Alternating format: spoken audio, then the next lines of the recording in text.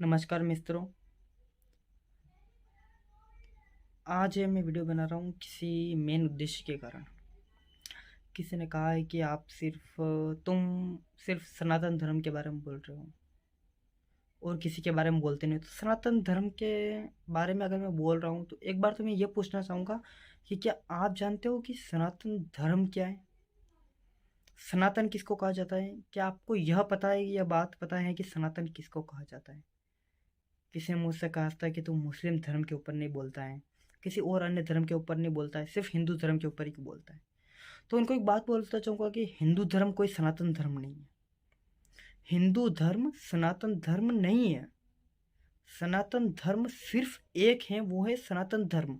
उसके अलावा जो भी अन्य धर्म जिनको आप मानते हो कि वह धर्म है, वह धर्म नहीं है, वह वर्ण है जो सिर्फ बटे हुए हैं। वह कोई धर्म नहीं है।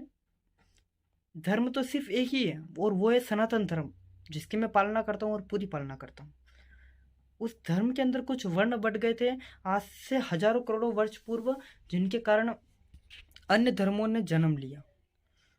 यानी कि आज मान लो, आज आप स्कूल में जाते हो, अगर आज आपने मैथमेटिक्स के टीचर को अपना आदरणीय मान लिया तो जिन जिन भी शिष्यों का मैथमेटिक्स के अंदर रुचि है, वह मैथमेटिक्स वालों को अपना आदरणीय मानने लग जाए। वो सिर्फ उन्हीं को मानेंगे, अदर सब्जेक्ट वालों को कुछ नहीं मानेंगे।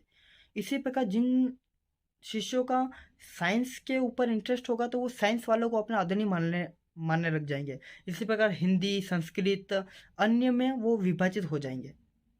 जिस प्रकार आज बटी हुई है science, arts, commerce, science, mathematics, इस प्रकार ये अदर अदर वर्ग में जिस प्रकार एजुकेशन बटी हुई है, उसी प्रकार मनुष्य भी बटे हुए हैं। तो ये बात मुझसे मत करिए कि मैं धर्म के खिलाफ बोल, मैं किसी धर्म के खिलाफ नहीं बोलता हूँ। धर्म सिर्फ एक ही था, सनातन धर्म। उस धर्म से 4 धर्म निकले, हिंदू, मुस्लिम, सिख, ईसाई। ध्यान रखना, सनातन धर्म किसी का नहीं है। सनातन धर्म इन चारों से, हिंदू, मुस्लिम, सिख, ईसाई, इनसे पहले का है। और इस सनातन धर्म से हिंदू भी निकले हैं, मुस्लिम भी निकले हैं, सिख भी निकले हैं और ईसाई भी निकले हैं। सभी इस सनातन धर्म से निकले हैं। आप जरा एक बात पर गौर कीजिए कि जिस समय द्वापर युग में गीता जी बोली गई थी, जो कि कृष्ण जी ने बोली थी, वह उस समय हिंदू, मुस्लिम, सिख, ईसाई कुछ नहीं थे, सिर्फ एक धर्म था। तो वह गीता जी उस समय तो सभी धर्मों, यानी कि इस पृथ्वी पर रहने वाले सभी समुदाय के लिए बोली गई थी ना, सभी मनुष्यों के लिए बोली गई थी। तो फिर क्यों ऐसा हुआ कि आगे चलकर कलयुग में यह सिर्फ हिंदू के लिए मान्यता रख ली गई, मुस्लिम के लिए अलग, ईसाई के लिए अलग, क्रिश्चियन के लिए अलग, हिंदू के लिए अलग? तो ऐसा क्यों हुआ? इस बात का विचार करने का आपको तो टाइम है नहीं। बस आपको सिर्फ एक ही आता है कि चलो सामने वाले से जाके अगर उसने कुछ बोल दिया हमारे खिलाफ, जाकर लड़ाई झगड़ा करें। लेकिन एक बार तो गौर कीजिए कम से कम कि उसके पीछे का राज क्या है, ये जानने की कोशिश आप करते नहीं हो। सनातनी, हर मनुष्य, इस धरती पर रहने वाला हर मनुष्य जिसके अंदर जीव है, चाहे वो कुत्ता, बिल्ली, कुछ भी हो या मनुष्य हो, सिर्फ एक कपड़े का फर्क है, बाकी सब एक ही हैं। एक ही हो आप। अपने औकात का पता करना हो तो शमशान में जाके आ जाना कभी। मैं तो परमात्मा से एक ही दुआ करता हूँ कि हे परमात्मा, जब भी मुझे मुझसे ज़्यादा गुमान हो तो बस याद दिला देना कि मैं सिर्फ एक कटोरे में समटी हुई शमशान हूँ, कि जो सिर्फ एक कटोरे के अंदर आ जाएगी, वो राख हूँ मैं। उससे बढ़कर मेरा कोई मोल नहीं है। यही बात मैं परमात्मा से कहता हूँ कि जब भी गुमान हो तो बस एक ही बात बता देना। लेकिन मेरी कुछ बातों का लोगों को इतना बुरा लग जाता है कि वो मुझसे सही से आकर बात करना ही नहीं चाहते, कि भाई तूने ऐसा डाला क्यों? बस डाल दिया तो डाल दिया। क्यों डाल दिया? अरे आकर पूछ लो तो सही कम से कम। लेकिन वो पूछने का ज्ञान उनको नहीं है। और मैं कोई भी बात किसी भी जाति विशेष को रखकर नहीं बोल रहा हूँ, यह बात ध्यान रखिएगा। मैं नहीं कहता, गलतियां हर धर्म में है, और वो गलतियां धर्म के अंदर नहीं है, उनको जिसने चलाया है उनमें गलतियां हैं। उन्होंने अपने अनुसार उन धर्मों को चला लिया है। कबीर साहब का ज्ञान ना कभी आज गलत है और ना कभी गलत था। अगर आज भी गलत है तो किताबों के अंदर उनकी श्लोक पढ़ाए जाते हैं, उनकी व्याख्या पढ़ाई जाती है, उनके जन्म और उनके मरण के सभी चीज़ें उनके बारे में आज सरकारी स्कूलों में पढ़ाए जा रहे हैं। अगर आप में हिम्मत है तो बंद करा के दिखाइए उन्हें, क्योंकि बात वो गलत है ही नहीं, वो बात सही है। वो ना इधर की बात करते हैं ना उधर की, वो इंसानियत की बात करते हैं। वो कहते हैं कि जीव हमारी जाति है, मानव धर्म हमारा, हिंदू मुस्लिम सिख ईसाई धर्म नहीं कोई न्यारा, कोई धर्म न्यारा नहीं है, सबका मालिक एक ही है और एक ही रहेगा। मुसलमान कहते हैं, तो उसी बारे में बोलना चाहूँगा कि रोजा रखे रोज रोज और मुर्गा मारे खोज खोज। आप रोजा रखते हो उस परमेश्वर की दया के लिए, और उसी परमेश्वर की संतान, उसी अल्लाह अकबर की संतान एक मुर्गा, बकरी या फिर कोई अन्य जीव हुआ जो उस जो उस अकबर अल्लाह की संतान है, वो जीव है, उसके अंदर एक आत्मा है। वही आत्मा जो आपके अंदर भी है, उस आत्मा को आप काट रहे हो, खा रहे हो। तो रोजा रखे रोज रोज और मुर्गा मारे खोज खोज, आप उसको खोज खोज के मार रहे हो और आप कहते हो कि हम धर्म का पालन कर रहे हैं। तो वो धर्म नहीं हो सकता है। तो वो कैसे हो सकता है? सदका, मुसलमान धर्म के अंदर कहा गया है कि सदका करना धर्म है। आप एक बार पता कीजिए कि सदका का अर्थ क्या होता है।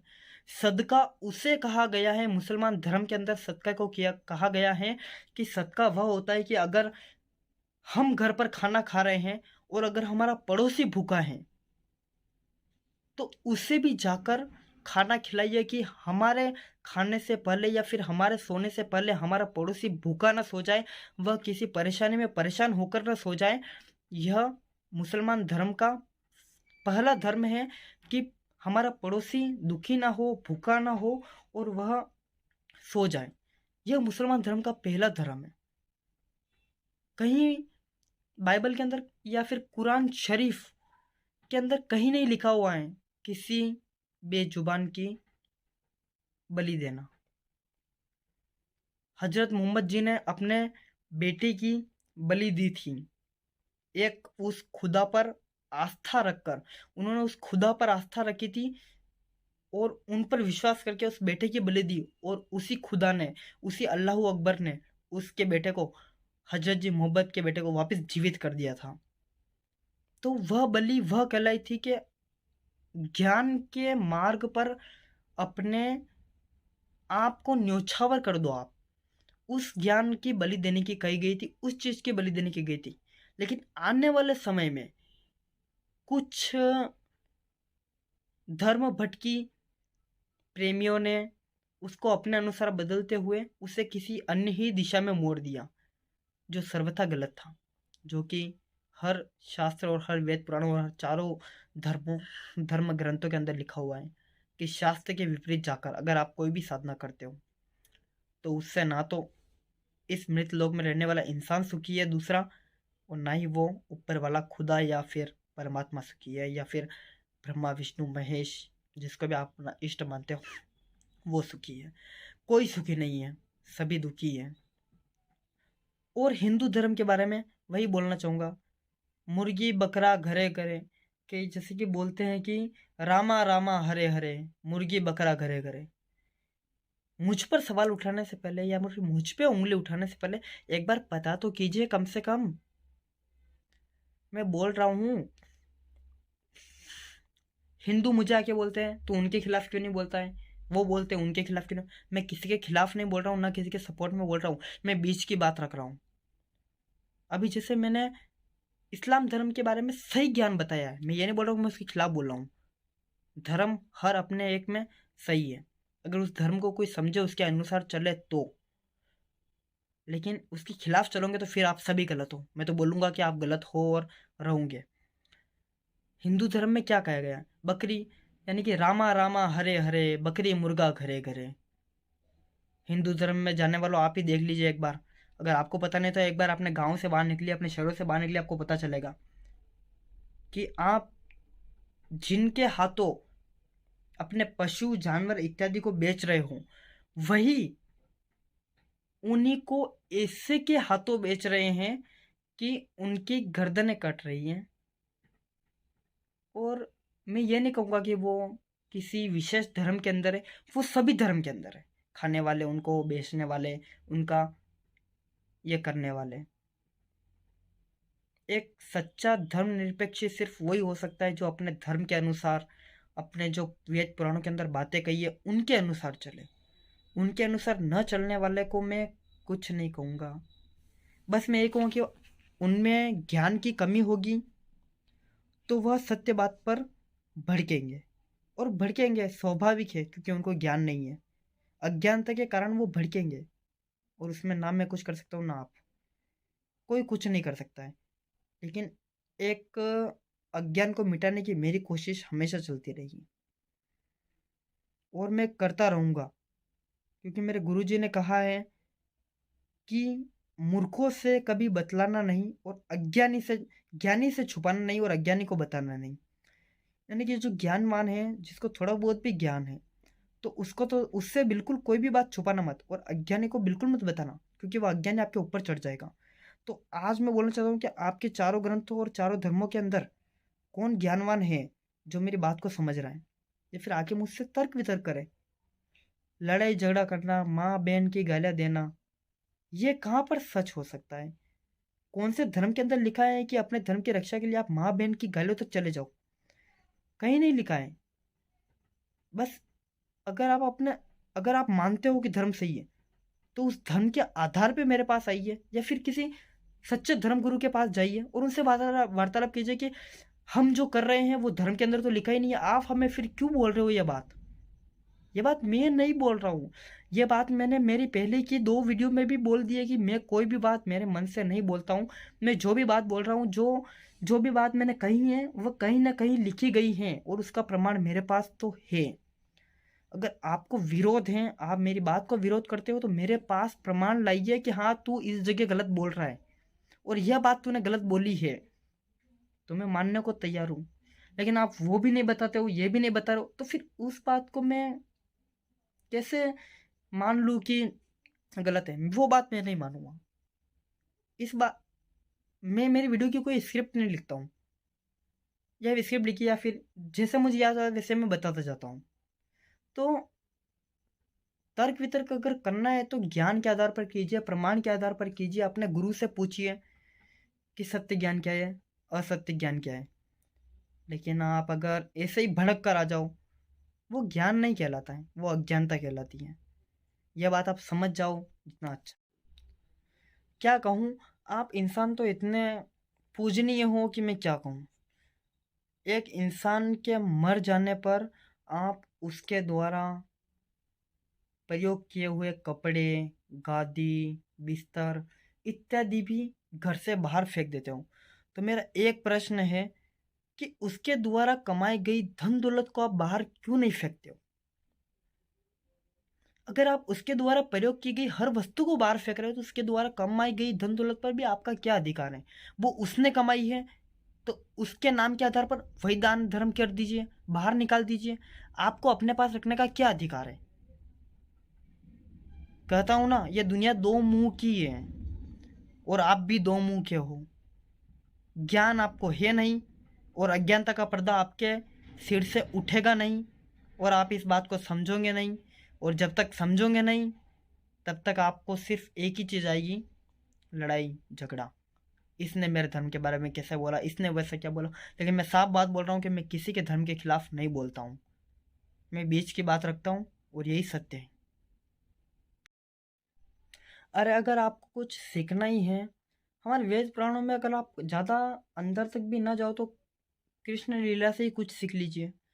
श्री कृष्ण भगवान, जिनके परम सखा मित्र थे सुदामा कृष्ण, जो कि ब्राह्मण थे, जरा उनसे सीखिए। एक राजा के सामने उन्होंने उसकी असलियत बताई थी। आपको भी ये बात पता होगी कि उस राजा के दरबार में एक और गायक था जो सुदामा के मित्र थे। वो राजा को उसकी झूठी प्रशंसा के बारे में बताए जाते थे, उनके बारे में गीत गाए जाते थे, उनकी प्रशंसा किए जाते थे, जिससे प्रसन्न होकर राजा भी प्रसन्न होता था। क्यों? क्योंकि एक ढोंगी से सिर्फ एक ढोंगी ही प्रसन्न होगा। एक सत्यवादी से कभी ढोंगी प्रसन्न नहीं होगा। और जब सुदामा जी ने अपने लिखे हुए गीत को सुनाया था, तो उसी राजा ने सुदामा जी को धक्के मारते हुए वहां से गिराया हुआ था। अगर आज आपकी नज़र में सुदामा गलत था, तो इसका मतलब मैं भी गलत हूँ। सुदामा गलत था तो वह एक सच्चा ब्राह्मण था जिसने उस राजा को सत्य ज्ञान का आईना दिखाया था कि हे राजा, त्याग दे तू ये झूठा मान अभिमान। यह झूठा मान अभिमान तेरे किसी काम का नहीं है। जिस दिन मौत तेरे द्वार पर आकर खड़ी रहेगी ना, उस दिन कोई किसी की नहीं सुनेगा। कोई तेरा दुख नहीं बांटेगा उस समय, क्योंकि मौत आएगी तो तुझ अकेले को लेके जाएगी। आज तू जिसे अपना भाई, बंधु, पत्नी, पुत्र आदि कह रहा है, वह तेरे मृत्यु के समय तेरा भाग भी नहीं बांटेंगे। अरे दौलत तो तेरी सिर्फ तिजोरी तक सीमित रह जाएगी, और तेरे परिवार वाले सिर्फ मरघट तक ही साथ निभाएंगे। लेकिन मरघट पर जब तेरी चिता जल रही होगी, तब तेरी आत्मा तेरे शरीर से बाहर निकलेगी। तब तेरी आत्मा मानो पूछ रही होगी कि हे प्रभु, मुझे आज किसने लाके इस अंधेरे में छोड़ा है। तब वो ऊपर वाला कहेगा कि जिसके लिए जीवन भर तूने धन संपदा को जोड़ा है, उसी ने लाकर तुझे इस मरघट में छोड़ा है। और देख ले, तेरा कर्म भाग और तूने जो भी किया वो बांटने के लिए आज तेरे साथ कोई नहीं है। मरघट में जो था, आज तूने इस जिंदगी में जितना भी दान धर्म और जो भी पुण्य किए हैं, वही सिर्फ और सिर्फ तेरे साथ है, और वही तेरे साथ रहेंगे, उसके अलावा कुछ नहीं।